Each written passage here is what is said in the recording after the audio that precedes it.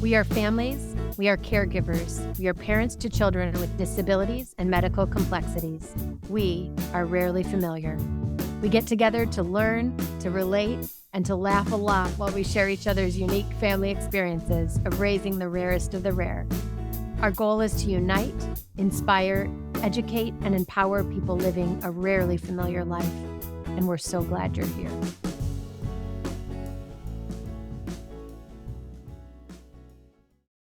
Hi, welcome to Rarely Familiar. This is Jen here with my friends Trum and Haley, where we dig into the realities of raising the rarest of the rare. Today, we're going to get familiar with Emily Benson, founder of Beginnings and Beyond Counseling and Play Therapy, Minnesota. She's a licensed independent clinical social worker, a somatic experiencing practitioner, and a registered play therapist supervisor. She's also a certified co-regulating touch practitioner. Her work focuses on helping children and families heal from trauma, including medical and developmental trauma, through approaches like play therapy, somatic experiencing, and trauma-informed touch. Before we jump in, we are going to do our little check-in, and then we'll get into more of what Emily does, because it's a lot, and I'm super excited about this show. So how are you two? What's going on? Good. It's October, and this Friday is Halloween. So normally I don't get dressed up and I get super excited, right? Because Sadie doesn't eat anything orally. But this year with Hope Kids, they have the trunk or treat every year. So we were the Addams family. Sadie was Wednesday, and then I had Thing hanging on her wheelchair as well, right? So I was Morticia and Sean was Gomez. It was nice to go and have that option because reality is wheelchair users don't have an easy time doing trick-or-treating. And why would we go get treats? Because that's the norm of treating versus trunk or treat. They have games. And so it was cute, like all the U of M medical students. So they were all there passing out candy. And it was fun to see all the other kids. And so many of our kids don't eat orally. So it's sort of funny because we're like, we don't need that candy. So it's nice. Yeah, we do a similar thing. Gillette has done a Halloween thing every year where each department dresses up and they do a lot of tables where you can pull up as a wheelchair user. And it's a lot of non-food items, which is nice. Like pencils and erasers and like little tchotchke sort of things that are kind of fun. Last night we were at Spirit Halloween. Felix decided he wanted to be a scented cat. Okay. Oh, okay. So like a cat with 100 legs. So I got to try and figure that out still tonight. And Halloween's tomorrow. But he loves Halloween. He loves all the scary stuff. I mean, when I say this kid is fearless, he's truly fearless. But I'm excited to be able to go to Gillette tomorrow and it'll be like warm. We don't have to deal with bundling up. It's perfect. So that'll be good. Jen, do you do a trunk or treat? We did trunk or treat with Hope Kids the other night, and Julian dressed up like a little cowboy, and he says, da-da-da-da, because he can't talk. And he can't say trick or treat. And then he takes one little piece of candy out of the bowl, sometimes two, and then he looks at them and they're like, it's okay. And he has no interest in the stickers and the balls. He just wants the candy, the M&Ms. That's his go-to. And we have our house decorated with ghosts outside on the tree, and it's spooky, and he loves that too. So it's his favorite holiday, I think. So it's been fun. Well, let's jump in and meet our guest. I have a personal relationship with Emily. We go way back to high school, many moons ago, and our high school sweethearts were best friends. And so Emily and I became best friends, and we went to college together at the University of Minnesota. And so we've known each other for quite a while. So that's our connection. And then most recently, this past winter, I got to see Emily and witness her healing touch. Julian spent the winter basically in the hospital, and Emily came and did a lot of healing touch work. And there's one little story that just really describes Emily well that I want to share. And so it was one morning, I woke up, got a call from the doctor, and he said, Julian's unresponsive. And this was the morning after surgery, and it was very touch and go. And I hung up with him, and I was panicking, and I was getting my things together, and I called Emily, and it must have been about 5:30 in the morning, 5:15. It was his, I'm coming. I said, I need you here. It was like the only thing I could think of to help Julian was to have Emily's hands on him. And so she jumped in her car, she got coffee, scones, was there by 6 a.m. Her hands were on Julian. And there was a sense of, okay, everything's going to be okay. And so I am so impressed with not only Emily's work, but also the power of this kind of therapy. And so welcome, Emily. We're very excited to have you on the show. Thank you. That's an emotional story for me. And it was an honor to be there. And it speaks to the universe. I was awake that morning and I couldn't get there fast enough. And it was really special to be there supporting you. It was. And you really helped bridge the stress level for me and drop things to a manageable place. So why don't you tell us a little bit about yourself and your work? I started in the social work field in 2005 after working for a Native agency in St. Paul doing mental health, case management. I think all healers find their way to this path from their own trauma. I had a lot of developmental trauma. I've had adult trauma. I've had a lot of medical trauma. And I have a dad who was a social worker for 30 plus years. So there's probably some genetic component for me, but it's also my own venture to heal and be the best parent I can be, but be the best human I can be.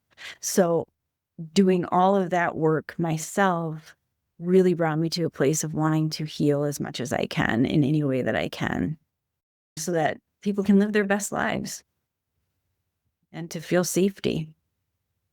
And so then you started a private practice after you got your social work degree? I went into private practice after my son was born. It gave me more flexibility so I could spend time with him at home. And it just sort of snowballed from there. I started off on my own. During COVID, I expanded exponentially, and now we have 13 clinicians in the clinic. And I'm going to venture off into my own energetic work as well. When I started in the field of private practice, I was doing primarily trauma-informed play therapy with lots of different types of kids with many different presentations. If we're speaking specifically to neurodiversity, in our setting, we would work with autism, but not necessarily nonverbal autism, because it does require an exchange of back and forth. And children tell us so much through their play. It really is their language. It's how they communicate their internal experience, what they've been through. Interestingly, they'll touch parts of their body that have been invaded and not even know that they're doing that in a play therapy session. So it really is just a miraculous and brain developmental way, in the most appropriate way to connect with children to help them heal. And so they are in play, you're witnessing them in play in a space that you've created with all of these toys and castles and playhouses and cars and things. And so you witness them play, and then that's the part of the play therapy piece. Because I don't think everybody is familiar with play therapy. So yeah, and there are many different modalities of play therapy. The focus in our clinic is non-directive, or what people might hear as child-centered, right? So that's the child leading the play. Kids are intuitively knowing where they need to go and what they need to do. There's never been a child who doesn't know that. And so some children take more time to warm up to the play. Some jump right in. It really depends on what they're experiencing. But our role as play therapists is to really just hold that protective space through our nervous system.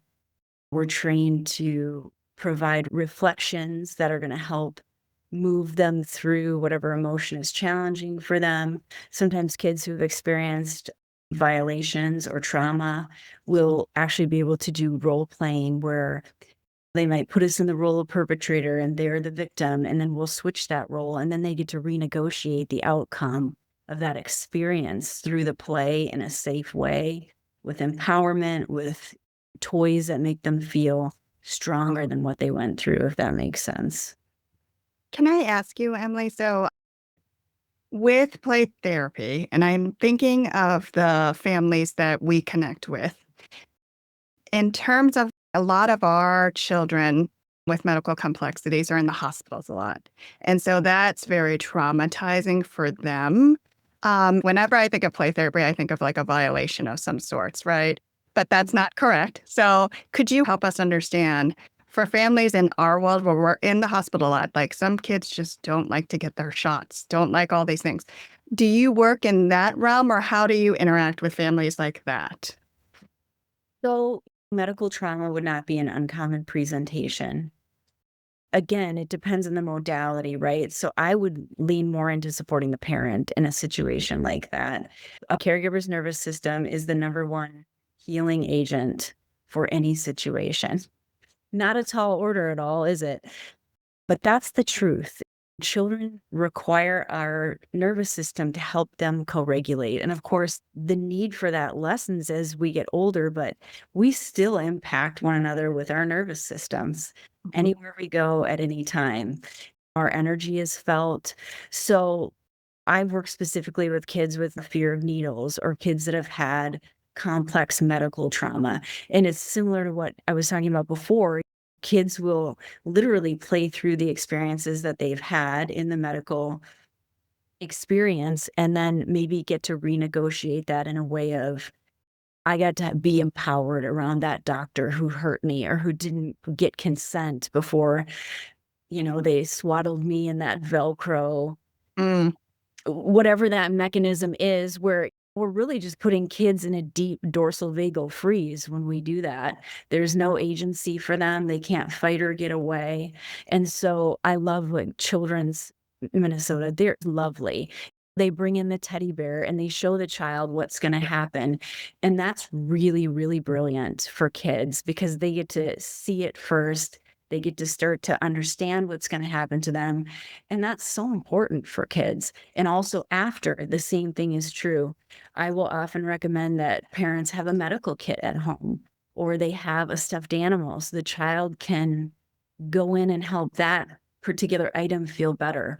That's going to unconsciously help the child work through their process. I mean, that's what play therapy is all about. It's an unconscious process. When we're talking through the toys or talking through the things with the child, we're hitting that unconscious or nervous system part of the body that's allowing that energy to come through, if that makes sense. It does. I have a question. So we were in the hospital. We were in the NICU for, I don't know, 70 days or something when my son was born. And I think I was going through my own kind of grieving process and the fact that this was not what I had expected in terms of a pregnancy. So there was my own grieving going on. And then there were also a lot of surgeries for the first 2 years of his life.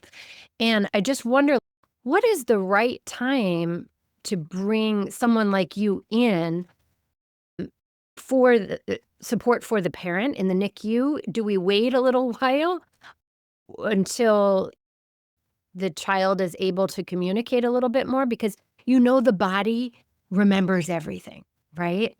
Absolutely. And so I think about my son now, he's 8, and there's still things going on, and he'll ask, "What happened to me when I was born?" And those are big questions. Absolutely. But he Absolutely. knows.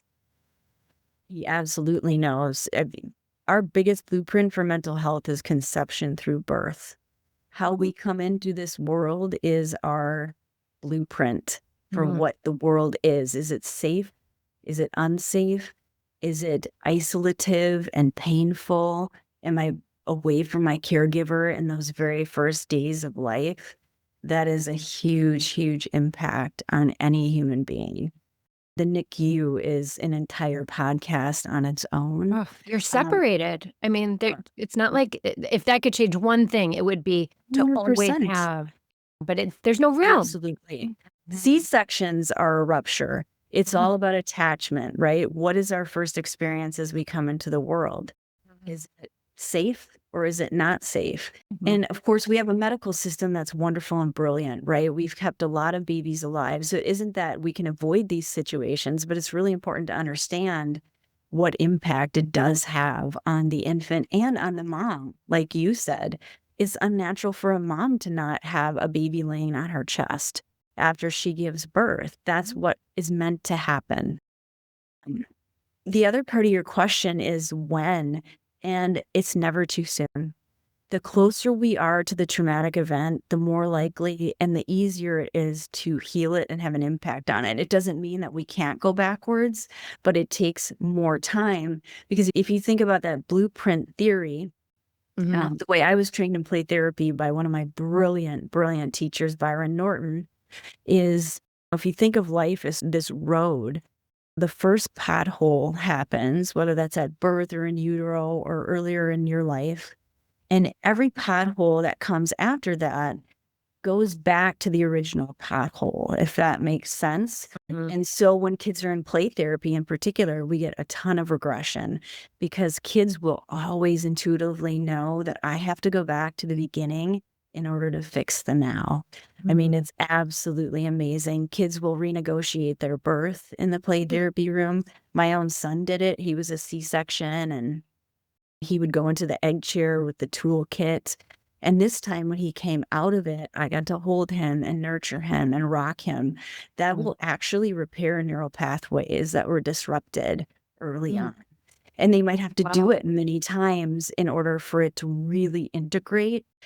Kids with C-sections or have traumatic births will also push themselves behind couches or try to get that sensation of coming through the birth canal, because those processes actually light up neural pathways. It's Imprinting, yeah. was supposed to begin. And when that's missed, it's like a light switch doesn't get turned on, if that makes sense. Yeah, absolutely. So then, Emily, one thing that you said, and I just want to make sure. So for someone who has never contacted someone with your field of work, when you tell me that you would lean into more of helping the parents, what does a session look like? So the child does a session with you, and then are you informing back to the parents? And then how does that work to help the family together?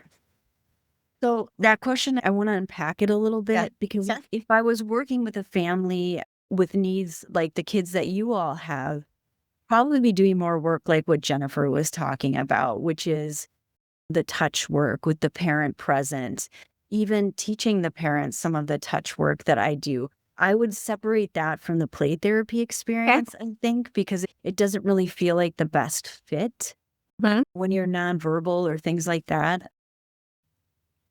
If you're talking about the play therapy realm, I'm a big proponent, and I was just talking to a supervisee this morning, meet with the parent every time.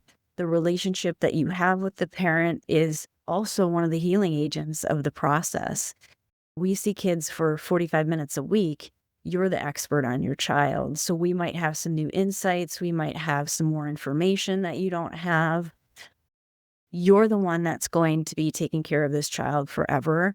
And the closer we are in relationship, the more you're going to listen to what I have to say, and the more I'm going to be able to listen to what you have to say. And we're going to team up to help the child reach their optimal potential.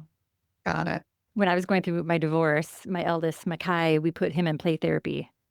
And we would meet with the practitioner before the session, and then he would go in the room with her, and then oftentimes that would be it. Sometimes if something came up, she would want to talk to us and kind of close it up. But yeah, it was really interesting. That's interesting. I do the opposite. I never meet with a parent first. And the reason being is children are suspicious. Children are sometimes often wondering, why am I even here? What's wrong with me? Right? And there's nothing wrong with therapy. Therapy is a beautiful tool for anyone, even if you're living your best life, right? It's somebody coming in and giving you a lens outside of your own. And so if I were to meet with parents first, that child might think, oh, they're getting all the dirt on me. And it will impact the play of the child. They will withhold. They will wonder what the parent said to you. So I always like to meet after the session, because then I can talk about the themes that showed up, check in with the parent about, how did the week go? Are you seeing some regression? How can I be helpful to you?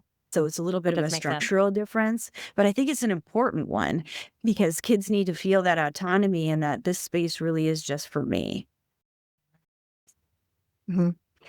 So since you unpacked it with the healing touch, Sadie is non-speaking. She's cognitively, developmentally delayed.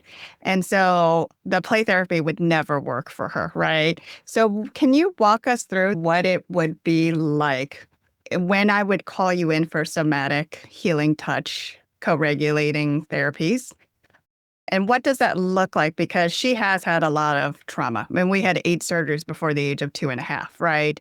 So she's been through a lot. But what does that look like if I were to call you in or show up at your doorstep?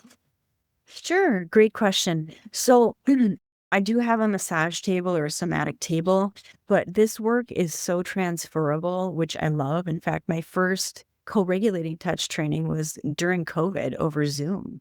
So energy is exchanged through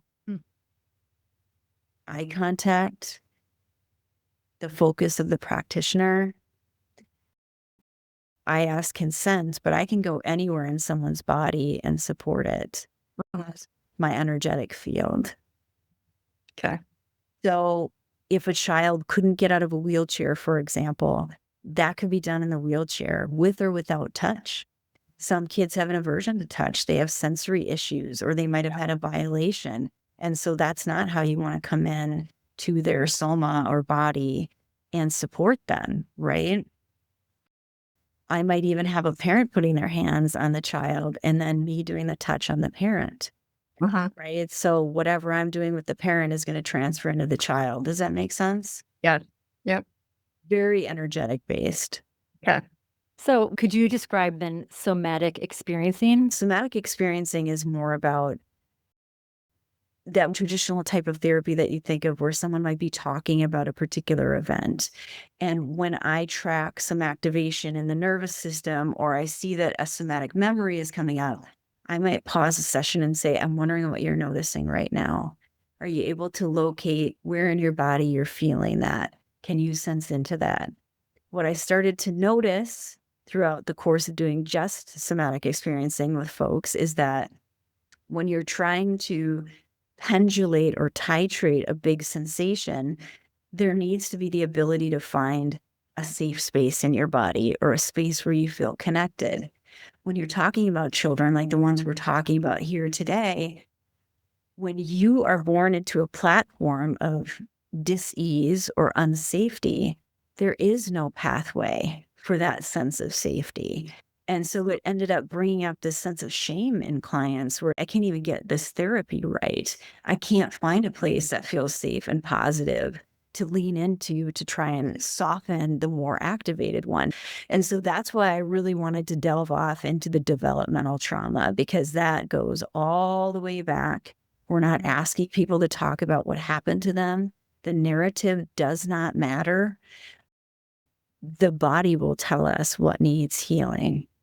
Okay, you might have some information from the initial session, but talking about your trauma can actually re-traumatize you because all of that energy in your body and in your nervous system hasn't had a place to go yet.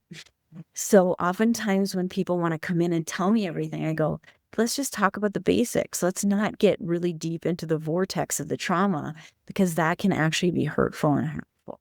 Does that make sense? Yes. Very much. So do you do somatic experiencing solely with adults, or do you do that with young people as well? So teens and older are appropriate for somatic experiencing.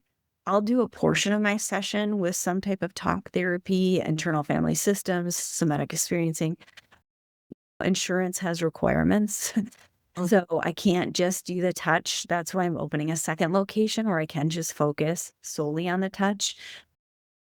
I mean, that's amazing. During COVID, you were able to do that through Zoom sessions like this. And I would think that sound too would be your voice, and that would resonate for people. It's really incredible. Wow. So thinking back to, as we talk about caregivers and being under prolonged stress, all three of us have had our kids in surgeries and different crises and spent time in hospitals. And so our central nervous systems are pretty on fire, right? And I understand that stress greatly impacts the prefrontal cortex. I actually read about this because I was trying to understand when I was in the hospital. I had no ability to retain information. My memory was shot. And that was very hard when doctors were coming in and saying, hey, this is what we have to make a decision on, or this is what is happening. And I'm like, wait, can you repeat that? And so they know that that part of the brain is impacted. So they would repeat it, and they're very gentle about it and understand the whole process. And I think during my time, I was going, how can I drop this level in my body? How can I drop it? I can't go to a practitioner like you. I can't leave the hospital. But what advice could you give to caregivers? So I think of things like breathing exercises, or I would come home and jump in my sauna and jump in the cold shower, and I would stimulate my vagus nerve and try to get regulated that way, right? But can you give Yes. advice to us when we're in these gloomy I hospital see. Yeah. rooms and in these heightened states? Because there's the idea that just reset, Jen, just reset. But you keep getting hit with the stress. There's not a pause. We don't get to take a pause. Do you know what I mean? It's just compounded. And so that's kind of for me, like, how can we manage that? What advice would you give for that? So that question reminds me a lot of COVID times. And one of the things that we as an SC community did was try to support nurses and doctors and frontline staff members because it's thematically similar to what you're talking about. It's just you go, go, go, go, go. There's no break. And that's what it's like to parent a child with such high needs, right? I have lots of ideas about that, both micro and macro. We'll start with micro since that's what you brought up was how can I help myself? How can I regulate my nervous system and help myself come into more of a place of stability in the midst of a fire or a crisis? Breathing is the first one that I always go to with clients. But what's important to remember is there's a biological experience happening when we're feeling anxiety. We're over oxygenating. We're usually taking in more air than we're exhaling. So the first thing I coach folks on, especially with anxiety, is what is your natural breath in? Is it 3 or 4 seconds? Whatever that is, you want to extend it out twice as long. That's the regulation breath that works the best. Okay. So Interesting. I tell kids, pretend you're blowing out a birthday cake, but we all have birthdays, right? So as long as you can on the out breath, because over oxygenation actually increases your heart rate and increases anxiety. And so breath is your number one gift. No one can take it from you. You always have it. There are a couple other SC techniques that I can talk about on the podcast and show you. One is putting your right hand under your armpit area and the left arm over your right shoulder. This is called a somatic self-hug. That's another way to sort of feel containment, grounding. You might feel your breath or your body kind of shift and drop into your chair. Feeling into the ground with your feet standing up is ideal, and kind of rolling back and forth, feeling all the edges of your feet, the ball, the heel. That's a grounding exercise. If you're in more of a home setting, music is wonderful, soft, soothing music. That's going to hit the right brain, which is the quadrant of our brain around connection, attachment, soothe. So having AirPods in when you're in a situation like that, anything that's sensory based that feels pleasant and wonderful for you, whatever that is for each individual, is going to be extremely helpful. Ice cold water is that vagus nerve that you mentioned, right? So the vagus nerve runs from the brainstem down into the gut. That's that gut instinct. So as cold as you can get, if that's a cold shower, a cold drink, you can even gargle with the water, almost to the point of gagging. That's going to stimulate that vagus nerve. So all of those grounding techniques can be helpful. Wow. Wonderful. That's super helpful. Touch. Impressive. Amazing. Thank you. Yeah. And before we close out, is there anything you want to tell us in all of your fields of work that we didn't get to and that could possibly either help or educate the community that we're in? I do. I think community is so powerful. This podcast, having support groups for parents. There are groups for ADHD, there are groups for all of the things, right? So not feeling isolated and not feeling alone is key. You know, when someone else is experiencing what you're experiencing and you can reach out to them and they're going to validate you, that's priceless. The only other thing I would say is understanding how to take care of yourself as a parent is so important. We can't give what we don't have. And so if we're depleted and we're burnt out and we don't have someone to go to, ask for help. People want to help. Yes. I don't think most people offer unless they really want to. That's an amazing point. And I think what I've come to love about doing this Rarely Familiar podcast and meeting Jen and Haley is we've gotten to meet others through this as we make these connections, whether we randomly cold call someone and ask them to be on the podcast or it's a friend. I think all of us have taken away something from everybody. And I think that's what we really wanted. So you bringing up that community and all these things matter, I think it helps reiterate why we wanted to do Rarely Familiar. And so I think these are the blessings that we find in having this podcast. So thank you so much. I think Jen is very lucky to have you in her life, and we'll be adding you to our lives. Thank you very much. Thank you so much for having me. It was an honor. Thank you, Emily. If you liked today's topic or have comments, questions, or thoughts on what else you would like us to cover, please visit rarelyfamiliar.com or connect with us on all the social channels. Resources will be listed in our show notes, and we'll be back next time with another discussion around living life successfully with rare medical complexities. Thanks for joining us on the journey.